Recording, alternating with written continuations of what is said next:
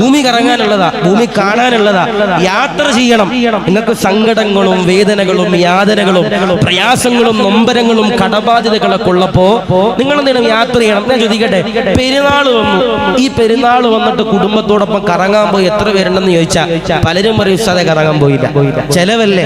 ആയിക്കോട്ടെ, ഈ തൊടുപുഴ ടൗൺ വരെയെങ്കിലും കൊണ്ടുപോകാനുള്ള ഒരു മനസ്സാർക്ക് വേണം. നമ്മൾ ഭർത്താക്കന്മാർക്ക് വേണം, ഇല്ലെങ്കിൽ ഭർത്താക്കന്മാരെന്ന് പറയുന്നത് നടക്കരുത്. എന്തിനും ഏതിനും പിശുക്ക്, ലുബ്ധത, ഇങ്ങനെ പറയുന്ന കുറെ ആളുകളുണ്ട്. ബർക്കത്തുണ്ടാവൂല. എന്ത് ചോദിച്ചാലും പള്ളിക്ക് പൈസ ചോദിച്ചാൽ ഇല്ല ഉസ്താദേ, അതാണ് ഇതാണ്. ഇന്നിപ്പോ ഇവിടെ തൊട്ടടുത്ത് അൽ-അസ്ഹർ കോളേജ്, ഞാൻ ഇപ്പൊ ഇന്നിപ്പോ ഒരുത്തിനോട് ചോദിച്ചു, അവിടെ ഏതൊരു പാട്ടുകാരൻ വരുന്നുണ്ട്, ടിക്കറ്റിന് എത്രയാ? 500 രൂപ എന്ന് പറഞ്ഞു. ടിക്കറ്റിന് 500 രൂപ എന്നാ പറഞ്ഞേ. പഠിക്കണ കുട്ടികൾക്ക് പോലും പൈസ കൊടുക്കാൻ സമയമുണ്ട്. പക്ഷേ പള്ളിയിലേക്ക് നമ്മളൊരു 500 രൂപ ചോദിച്ചാൽ, 1000 രൂപ ചോദിച്ചാൽ പള്ളിയിലെ ഹത്തീബിനെ വെട്ടും മോദിനെ വെട്ടും സെക്രട്ടറിനെ വെട്ടുന്ന അവസ്ഥയാണെങ്കിൽ ആ ഒരു സുഖം കൊണ്ട് കണ്ട് ഇല്ല. ഞാൻ നിങ്ങളോട് പറയുന്നത് അൽഹംദുലില്ലാഹ്, എന്തായാലും എന്റെ പ്രിയപ്പെട്ടവരെ മരിക്കും. ആ മരിക്കുന്ന സമയത്ത് അൽഹംദുലില്ലാഹ് ഈമാനോടുകൂടി റാഹത്തോടുകൂടി എന്റെ പ്രിയപ്പെട്ടവരെ നമുക്ക് ഈ ദുനിയാവിന്റെ തൊലിപ്പുറത്ത് നിന്ന് അൽഹംദുലില്ലാഹ് വിട പറഞ്ഞിട്ട് ഈ കാണുന്ന ഖബറിൽ വന്ന് കിടക്കാൻ കഴിയണം. അതുകൊണ്ടാണ് പറഞ്ഞേ, എല്ലാ നിസ്കാരത്തിന് ശേഷവും നമ്മൾ അല്ലാഹുവോട് കരഞ്ഞുകൊണ്ട് ദുആ ചെയ്യണം. ആദരമാകുന്ന പ്രവാചകനാകുന്ന നബി തങ്ങളുണ്ടല്ലോ, അൽഹംദുലില്ലാഹ് ദുആ ചെയ്തവരാ യതഅവദു മിൻ അദാബിൽ ഖബരി.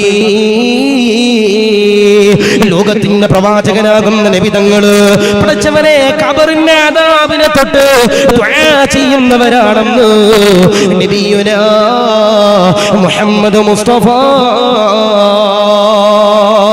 സല്ലല്ലാഹു അലൈഹി വസല്ലം നബി തങ്ങൾ ബുഖാരിയിൽ വന്ന ഹദീസാണ്. അന്നബി സല്ലല്ലാഹു അലൈഹി വസല്ലം വഹുവ യതഅവദു മിൻ അദാബിൽ ഖബർ. നബി സല്ലല്ലാഹു അലൈഹി വസല്ലം തങ്ങൾ ഖബറിന്റെ അദാബിനെ തൊട്ട് ദുആ ചെയ്തവരാ നബിയുനാ മുഹമ്മദ് മുസ്തഫ സല്ലല്ലാഹു അലൈഹി വസല്ലം. അതുകൊണ്ട് നിങ്ങളോട് പറയാ, എല്ലാ വഖത്തിന് ശേഷം ഇനി അറബിയിൽ അല്ലാഹുമ്മ ഇന്നി അഊദു ബിക മിൻ അദാബിൽ ഖബർ, അല്ലാഹുമ്മ ഇന്നി അഊദു ബിക മിൻ അദാബിൽ ഖബർ, ഇങ്ങനെ ദുആരക്ക. അറബി ഒന്നും അറിയില്ല, ഞങ്ങൾക്ക് ദുആ ഒന്നും മനസ്സിൽ വരണില്ല. ആയിക്കോട്ടെ, മലയാളത്തിൽ എന്ത് ചെയ്യാ? ദുആരക്ക. അല്ലാഹുവേ ഖബറിന്റെ അദാബിനെ തൊട്ട് ഞങ്ങളെ നീ കാത്തുരക്ഷിക്കണേ അല്ലാ, ഖബറിന്റെ ശിക്ഷയെ തൊട്ട് ഞങ്ങളെ നീ കാത്തുരക്ഷിക്കണേ അല്ലാ എന്ന് ദുആ ചെയ്യാനുള്ള ഒരു മനസ്സ് എന്റെ പ്രിയപ്പെട്ടവരെ നമുക്ക് വേണോ? ആദരവാകുന്ന പ്രവാചകനാകുന്ന നബി തങ്ങൾ പറയുകയാ, പടച്ചവനെ മുസ്ലിമിലുള്ള ഒരു ഹദീസാണ്, ഖബറെന്ന് പറയുന്നത് ഇരുട്ടാണ് സഹബാ, ഖബറെന്ന് പറയുന്നത് അതിരുട്ടാണ് സഹബാ. അബൂ ഹുറൈറ തങ്ങൾ എന്റെ പ്രിയമുള്ളവരെ പറയുന്ന ഒരു ഹദീസാണ്.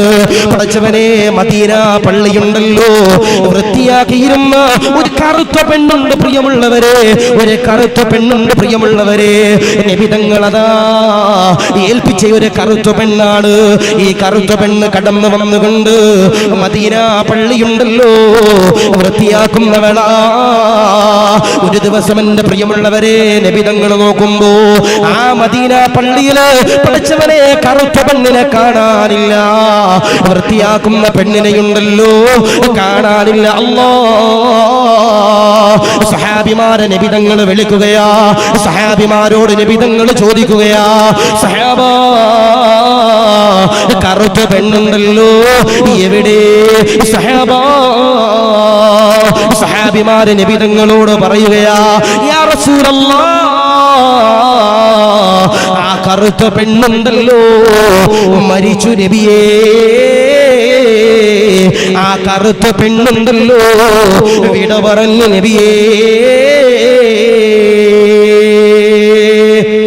പള്ളി വൃത്തിയാക്കിയിരുന്ന ഒരു കറുത്ത പെണ്ണുണ്ട്. ഈ പെണ്ണ് കുറെ ദിവസം നബി തങ്ങൾ കണ്ടു, വൃത്തിയാക്കാൻ വന്നത് കണ്ടു. ഒരു ദിവസം നോക്കുമ്പോ, പെട്ടെന്ന് നോക്കുമ്പോ പള്ളിയിൽ വൃത്തിയാക്കുന്ന സ്ഥലത്ത് ആ പെണ്ണിനെ കാണണില്ല. നബി തങ്ങൾ സഹാബിമാരോട് ചോദിച്ചു, സഹാബാ ആ കറുത്ത പെണ്ണെന്തിയെ? ആ പള്ളി വൃത്തിയാക്കിയിരുന്ന പെണ്ണെന്തിയെ? പുറം ഭാഗമൊക്കെ വൃത്തിയാക്കിയ പെണ്ണെന്തിയെ? സഹാബിമാര് നബി തങ്ങളോട് പറഞ്ഞു, നബിയേ ആ പെണ്ണ് മരണപ്പെട്ടു പോയി നബിയേ, ആ പെണ്ണ് മരണപ്പെട്ടു പോയി നബിയേ. നബി തങ്ങൾ സഹാബിമാരോട് ചോദിച്ചു, സഹാബ ആ പെണ്ണ് പെണ്ണും മരിച്ചിട്ട് എന്നോട് എന്നെ നിങ്ങൾ പറയാനേ അല്ലെ? സ്വാഭാവികമായിട്ടും 5 വക്കത്തും പള്ളി വരുന്ന ഒരാള് പെട്ടെന്ന് ഒരു ദിവസം പള്ളി കണ്ടില്ലെങ്കിൽ ഇമാമ് തിരക്കാറുണ്ട്. അല്ല, ഇപ്പൊ ഞാന് കഴിഞ്ഞ ദിവസം ജുമാക്ക് നോക്കുമ്പോ സ്ഥിരം പള്ളിയിൽ വന്നിരുന്ന പല ആളുകൾ മുമ്പത്തെ സഫീക്ക്. അപ്പൊ ഞാനൊന്നും ഇങ്ങനെ ആലോചിച്ചു പഠിച്ചാൽ എന്തൊക്കെ വരാത്ത സ്വാഭാവികമാണ്. മുമ്പത്തെ സഫിൽ ഇരിക്കുമ്പോ നമുക്ക് എപ്പോഴും കാണാൻ കഴിയും. അല്ലെ, സുബൈക്ക് എല്ലാ ദിവസവും പള്ളി വരുന്ന ഒരാൾ പെട്ടെന്ന് സുഖമില്ലാതെ വന്നാൽ നമുക്കൊരു വേദന ഉണ്ട്, എന്റെ പള്ളിയിൽ വരാത്ത നമുക്കൊരു തോന്നലുണ്ടാവും. അത് പള്ളിയിൽ വന്നാലേ ഉണ്ടാവും. അപ്പൊ അങ്ങ് പറഞ്ഞതുപോലെ ഒരു കറുത്ത പെണ്ണും മദീന പള്ളി വൃത്തിയാക്കാൻ വേണ്ടി പുറം ഭാഗമൊക്കെ വൃത്തിയാക്കാനുണ്ടായിരുന്നു. ഈ പെണ്ണിനെ കാണാനില്ല. നബി തങ്ങൾ സഹാബിമാരോട് ചോദിച്ചു, സഹാബാ എവിടെ ആ കറുത്ത പെണ്ണുണ്ട്, എന്ത് ഇവിടെ വൃത്തിയാക്കാൻ വരുന്ന പെണ്ണിനെ കാണുന്നില്ലല്ലോ? ആ സഹാബിമാര് നബി തങ്ങളോട് പറഞ്ഞു, യാ റസൂലല്ലാഹ്, ആ പെണ്ണ് മരണപ്പെട്ടു പോയി നബിയേ, പെണ്ണ് വിട പറഞ്ഞു പോയി നബിയേ.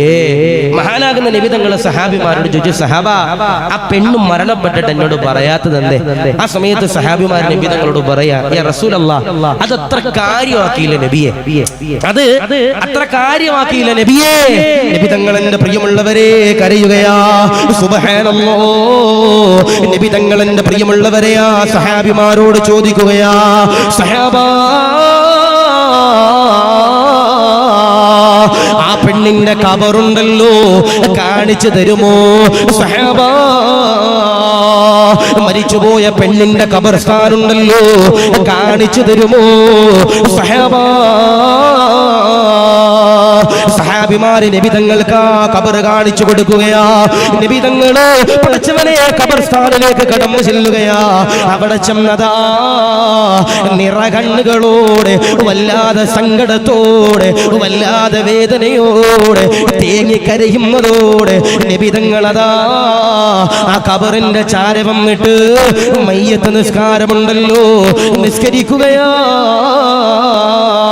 പടച്ചവനെ സലാമിടുകയാ, 2 കരങ്ങൾ ഉയർത്തുകയാ, അല്ലാഹുവോട് കരഞ്ഞുകൊണ്ട് ദുആ ചെയ്യുകയാ. അല്ലാഹ്, ഈ പെണ്ണുണ്ടല്ലോ അവള് പള്ളി വൃത്തിയാക്കിയവളാ, പുറത്തു കൊടുക്കണേ അല്ലാഹ്, ഖബർ വിശാലമാക്കണേ അല്ലാഹ്. നബി തങ്ങൾ ഖബറിന്റെ ചാരച്ചെന്നു. എന്നിട്ട് ആ ഖബർ എന്ത് ചെയ്തു? നബി തങ്ങൾ അൽഹംദുലില്ലാഹ് ആ ഖബറിന്റെ ചാരത്ത് മയ്യത്ത് നിസ്കരിച്ചു. 2 കരങ്ങൾ ഉയർത്തി ദുആ ചെയ്തു. ദുആ ചെയ്തിട്ട് മഹാനാകുന്ന നബി സല്ലല്ലാഹു അലൈഹി വസല്ലം തങ്ങൾ 2 കരങ്ങൾ ദുആ ചെയ്തു, അല്ലാഹുവേ ഈ ഖബറിൽ കിടക്കുന്ന പെണ്ണിനെ നീ പുറത്തു കൊടുക്കണേ അല്ലാഹ്.